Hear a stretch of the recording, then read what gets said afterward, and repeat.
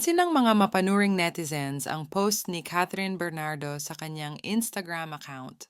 Tila ito na ang sagot ni Catherine sa pagtanggal ni Daniel ng breakup statement niya sa kanyang Instagram account.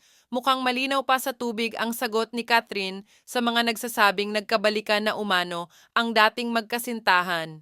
Ay ito na rin siguro ang sagot ni Catherine kay Daniel despite sa mga pinakita ni Daniel kay Catherine nitong mga nakaraang araw na magkasama ang dalawa sa mga events.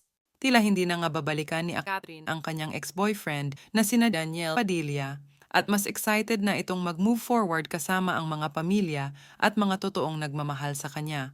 Nagmukha naman kawawa si Daniel sa mga events na dinaluhan nila at sa award na natanggap dahil maraming bumastos sa kanya at sumisigaw ng cheater habang pataas siya sa stage.